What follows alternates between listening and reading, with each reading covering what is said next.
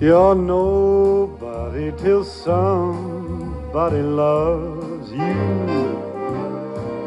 You're nobody till somebody cares.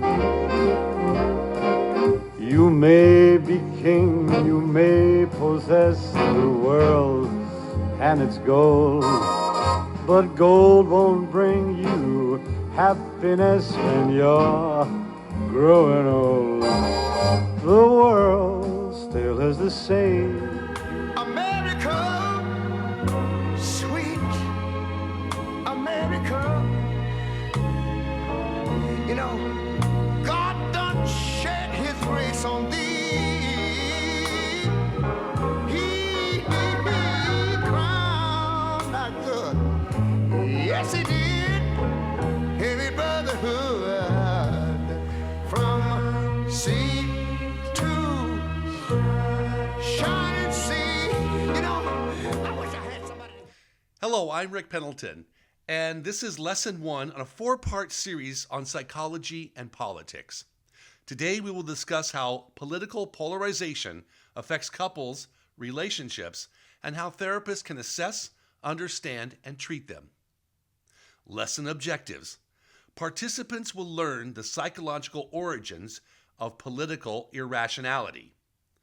Participants will learn what is unique to couples fighting over politics. Participants will be introduced to a case study of a once loving couple now embroiled in never-ending political arguments.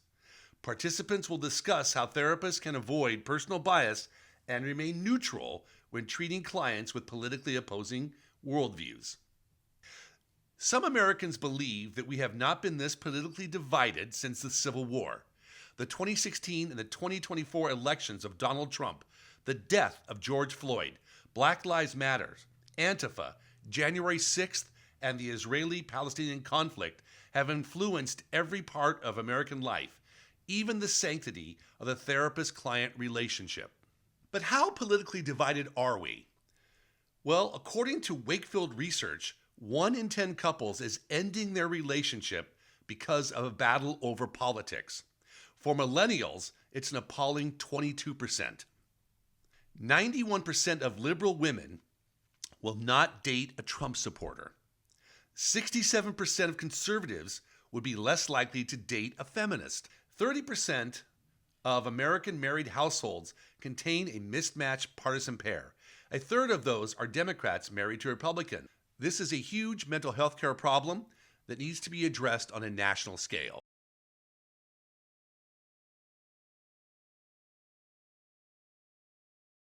What makes political fighting and couples counseling unique? This starts with a discussion why normal people get so worked up over politics. Do you have a friend or relative that comes unhinged over politics, or a coworker on Facebook or social media who is the nicest person in the world but gets online and spews nonstop hatred? In this presentation, we're not picking sides. We're not here to say the left is right or the right is right, or to place partisan blame. We're discussing what is going on with people's thinking, their emotions, and their political irrationality. According to Humor, the problem of political irrationality is the greatest social problem humanity faces. It is a greater problem than crime, drug addiction, or even world poverty, because it is a problem that prevents us from solving other problems. If our beliefs are guided by a social group we want to fit into, the self-image we want to maintain, the desire to avoid admitting to having been wrong in the past, and so on, then it would be pure accident if enough of us were to actually form correct beliefs to solve a problem. So what do therapists need to understand about the psychological causes of political irrationality? Once you know the roots, you'll be better to understand your clients and apply treatments and interventions and aid to them. The philosopher Gurdjieff stated most people are trapped in their own mental prison. Today we're going to explore the 4 pillars of the political mental prison. There's an excellent book by Professor Jonathan Haidt called The Righteous Mind.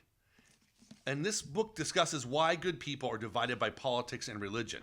And this book makes a case through moral psychology about how and why people believe the way they do.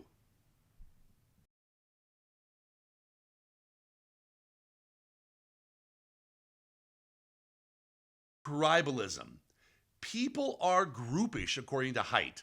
Tribalism binds and blinds. Often we see our team versus another team. We see this clearly in politics and professional sports. For example, the world champion Los Angeles Dodgers are located in Southern California, and people all over the city wear Dodger blue. They wear hats, shirts, and Dodger logos. This binds and gives LA a sense of pride and shared identity for being part of the Dodger tribe. Simultaneously, there is a nasty rivalry between the LA Dodgers and the San Francisco 49ers, a baseball team. These two tribes have had bad blood for many years, and they hate each other to the point of violent brawls in the stadiums. And things got so bad that in 2011, a San Francisco Giants fan was beaten so badly he ended up in a coma. Now, political tribalism, some believe, caused the death of over 100 people worldwide in the last century. You can see this in Nazism, Marxism, communism, fascism, Mao and the Cultural Revolution, the murder of millions by Pol Pot in Cambodia, and the genocide in Rwanda, to name a few.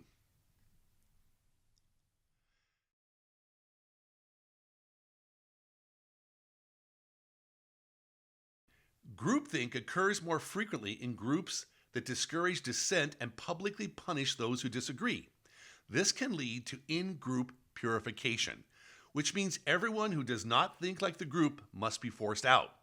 This idea of purification is dangerous because we benefit from diversity of thought. We need people around us who don't think like everyone else, and these people are important for speaking up against irrational thinking. Haidt notes that people make assumptions, and then they prove those assumptions are true. In most of our lives, people do a great job of reasoning, but many political decisions are not based on reason or facts, which is why social media and the internet can be dangerous. If a person believes the world is flat, they can find tons of information online that their assumption is correct. The person sees the information, then reinforces their assumptions. One has to wonder if this type of thinking is superstitious thinking. And Mark Twain said this, it's easier to fool people than to convince them they've been fooled. And this goes back to the idea that once an assumption has been made, it is almost impossible to change someone's mind.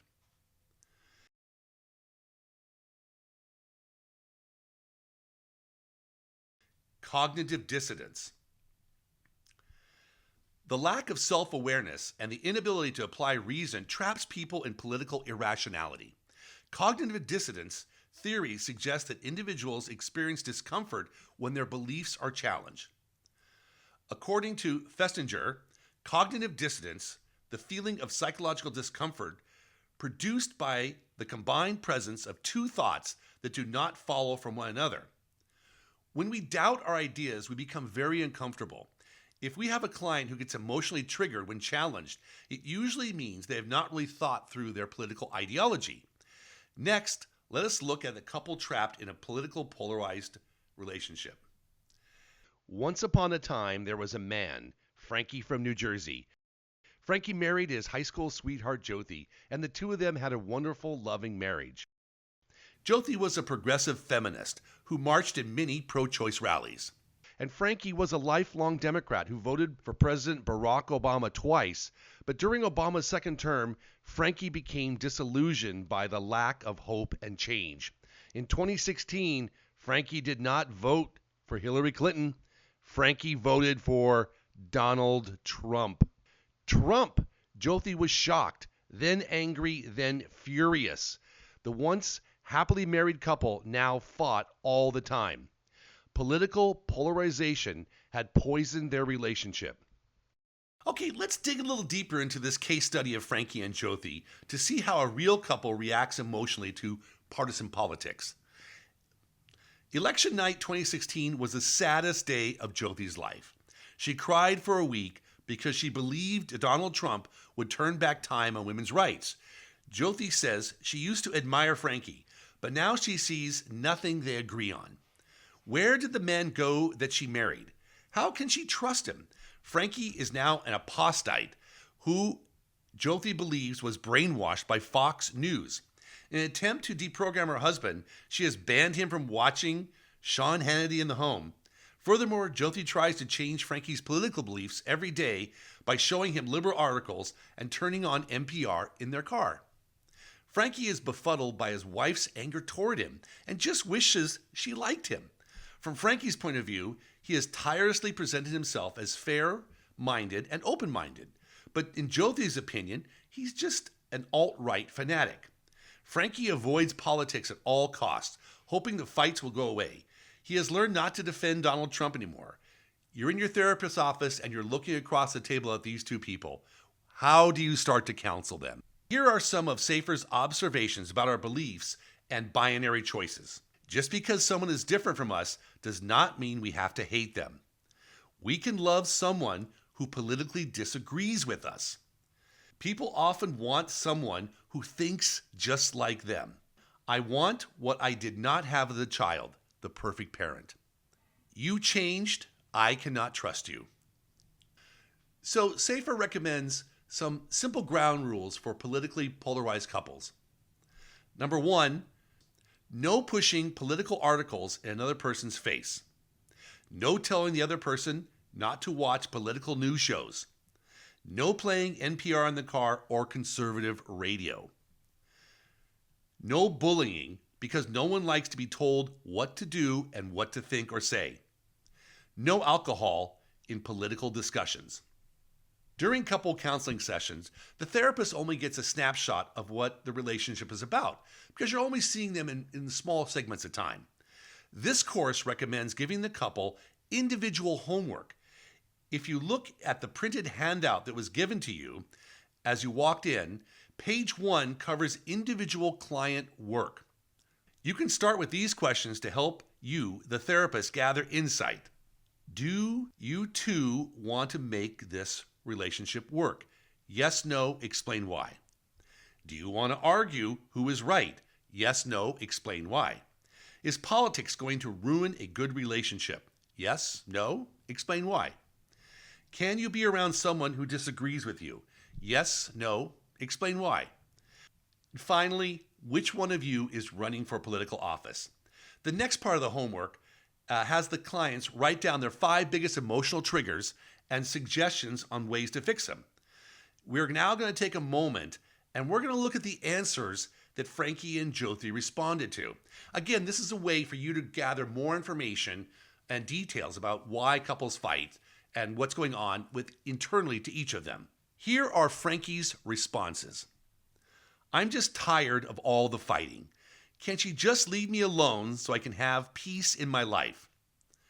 Jyoti constantly forces her political opinions on me. I wish she would stop. It doesn't work and makes me resent her. I try to hide to keep the peace, but that doesn't work. Can you give me time to think about things if I need a timeout? When I mention facts, Jyoti dismisses everything I believe in as a lie. She never says she's sorry. Hearing that would melt my heart. I still love her. I just wish she liked me. Instead of constantly criticizing me, it would be helpful if she said something affectionate or positive. Jyoti's homework answers. Let's review Jyoti's homework answers. He changed into someone else. We used to agree on everything. Can he just explain to me why he changed? I cannot trust him and feel hurt. Can he just acknowledge and understand my pain? He voted for Trump and that hurt me so much. How could he do that to me? He ignores me whenever I show him news stories about why he is wrong. Can he just be a little open-minded and listen to my side? Far-right news has control over him, and I am unable to change his opinion. It would be great if he could acknowledge that his news sources are biased and misinformed. I don't know if I love him anymore, but I want to give it one last try. This course proposes that a lot of political fights are unsolvable because it depends on what point of view you're looking from. If we apply some ideas of Gestalt therapy and how the mind processes information, what do we see here in this diagram? Do we see two faces or do we see a candlestick? And what does the client see? Because we're all looking at the same picture. Working with politically polarized couples can be challenging, but here are the first steps to success. Jeannie Safer suggests a great first step. Try to get them to listen to each other. Focus on active listening. Listening often breaks the focus of politics and makes the therapy session personal again. It can help the other person acknowledge that there is a real person across from them and not a political caricature.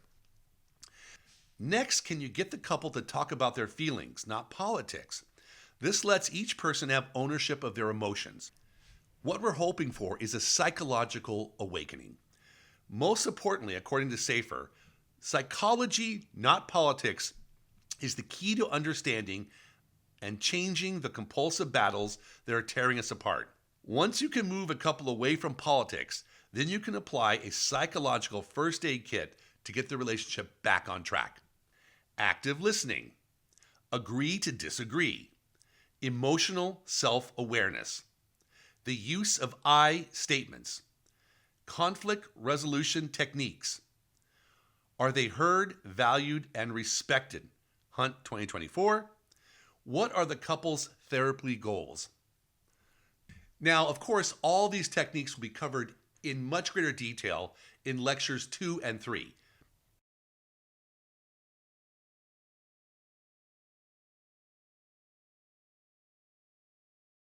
Perhaps the greatest cause of political arguments and couples breaking up is not because they believe different politically. It is the idea of relentless hope. Relentless hope is why you keep pushing news articles in your partner's face. It's why you ban others from reading any news you disagree with.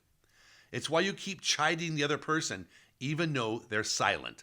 It's why you are so outraged by other people's political beliefs and why you dismiss any other news sources as untrue. It's why you make people resent you because you keep foisting your beliefs on an unwilling audience. Relentless hope. This is the unshakable conviction that it is not only possible, but imperative to change another person's political opinions. This is the same way religious zealots proselytize other people in hopes of an ideological transformation. Newsflash, you cannot make someone change their mind, and attempts to do so just lead to resentment. Now, the good news is that psychotherapy offers clients an opportunity to process transforming, to forgive, to accept, to internalize the good that had been, to separate, to let go, and move on. Realistic hope will arise in the context of surviving their disappointments and heartbreak. Why do people cling to relentless hope? Because it's human nature to avoid pain and seek pleasure. To give up relentless hope, we have to confront emotional pain. This means we have to accept that we are powerless to change others, which can trigger sadness and hopelessness. This is a hard pill to swallow. However, when a client gives up the doomed pursuit of relentless hope, they have a new ability. They can start seeing people as they really are. It's okay to be around people with whom you politically disagree, because we are objective and not contemptuous.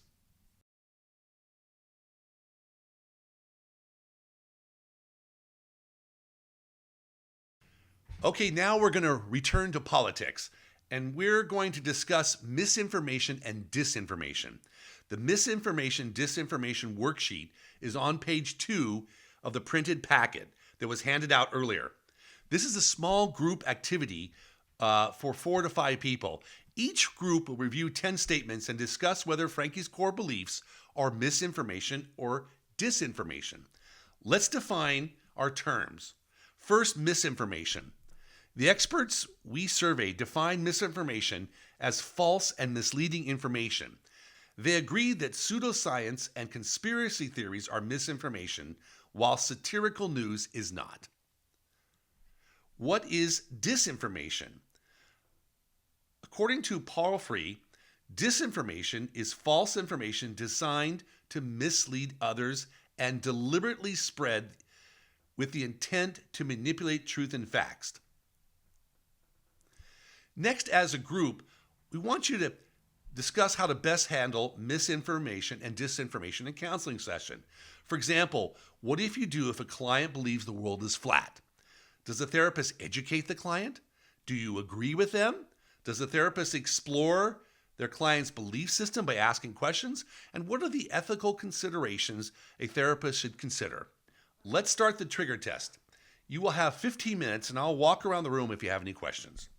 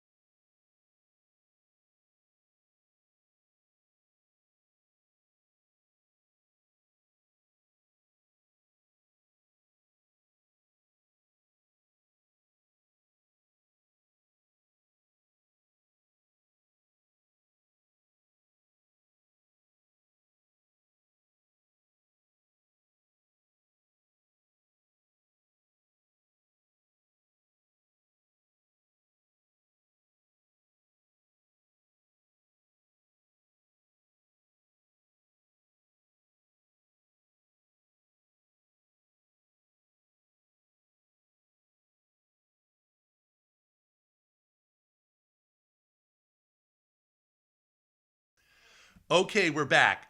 Who out there was triggered by Frankie's core beliefs? Anybody? Raise your hand if you were triggered. Okay, I know some people out there. Raise your right hand if you saw 5 or more clear answers that were misinformation. Anybody? Okay, one. Okay, several of you. Raise your hand if you saw 5 or more answers that were clearly disinformation. Okay. Dr. Greg Brewer said this about political misinformation. There's so much misinformation in our culture, and it's hard to judge that what we know and don't know. I don't know how differentiate misinformation and disinformation. I'll have them share more about themselves personally and how that's impacting them. Question: should a therapist correct a client over political misinformation or disinformation? Dr. Brewer's answer: I'd rather go back to the presenting issue. What's really going on here? Dive deeper into that versus talking about the big picture and political issues. How can the American Psychological Association Code of Ethics help us handle misinformation and disinformation? Principle A: psychologists are alert to and guard against personal, financial, social, organizational, or political factors that might lead to misuse of their influence. Principle E: psychologists try to eliminate the effect of bias on their work. Principle B: psychologists strive to benefit those with whom they work and take care of and do no harm. So how should a therapist handle Frankie's core beliefs? Well, I think there are obviously only two choices. A therapist takes Frankie on and abides by the APA Code of Ethics, or the therapist realizes that might be too triggering and they pass Frankie on and refer him to someone that would better serve him. Therapist bias. One of the main areas a therapist must guard against is conscious and unconscious political bias in the psychotherapeutic client relationship. While some argue that everyone has the right to express their political opinions, others argue that those biases, according to the APA Code of Ethics, must be mitigated in therapeutic relationships. A new study by Eaton et al. Provided the first empirical evidence that political values can affect the end products of scientific process. Scientists, social workers, therapists, and everyone else can have irrational biases because they lack self-awareness about their belief systems. The source of this lack of objectivity is called blind spot bias. According to Ray, it has been well established that people have a bias blind spot, meaning they are less likely to detect bias in themselves than in others. As a therapist, we're working on our clients' unconscious thoughts, but we also need to be aware of our bias and countertransference. This course recommends awareness, especially in the area of politics.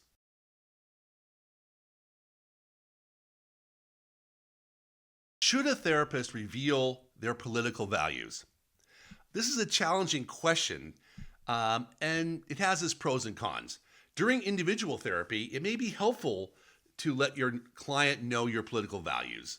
And sharing your political beliefs and values can also help clients self-select. For example, people from marginalized communities, such as the LGBT plus community, may feel more understood, and they have a safe space with people that share and express their values. This course advises that political neutrality would be the most ethical choice when working with couples with opposing worldviews. Here's what Dr. Greg Brewer suggested about a therapist revealing their political identity. I would say no, because I do not divulge that, partly because I don't want clients to look to me for guidance on political affiliation. I want them to struggle and figure out their own. The problem, I think, is clinicians want to be somewhat objective when we share certain things. So is there hope for politically mismatched marriages? And according to Safer in this course, we say yes. By taking this course, you are beginning to understand the essence of political irrationality, the importance of getting couples to listen to each other and to share their feelings, and turning political fights into psychological solutions. This, combined with a political aware, bias-free therapist, can make a huge difference in couples counseling. Character. Just because people have the same political values as you does not mean they should be considered a good person or close friend. Safer has noticed that there are people who have the same political worldview as she does, and they wouldn't do a damn thing for her. That's because character matters. And I think the question you have to ask is not politics, but character. Who's going to visit you in the hospital when you have cancer? I don't have to agree with you. I just have to care about you. At some point as therapists, we have to acknowledge that even if we can get a couple to work out their political differences, they may have other differences in their relationships. And at some point, if the couple decides to move on, then that's the direction we have to respect. Some never escape from the imprisoning conviction that a cold or unattainable lover can be persuaded to become warm or attainable if only they discover the key. Obsessive love is built on a tissue of illusions, that by having sex with someone you can possess that person's soul, that you can transmute past defeats into present triumphs without understanding or mourning, that you make the unloving love. You, by consistency, uncomplaining availability, and molding yourself into what that thing that person wants. After all is said and done, Safer expresses what couples should focus on, and that is the fundamentals. Safer expresses what the key things that the couple should focus on, and that are the fundamentals. What are those things?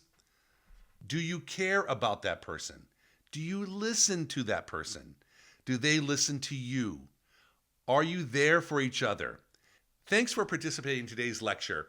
on politics and psychology. And this is a 4-part series where we're going to give you the skills and understanding to manage politics and political polarization in your therapy practice.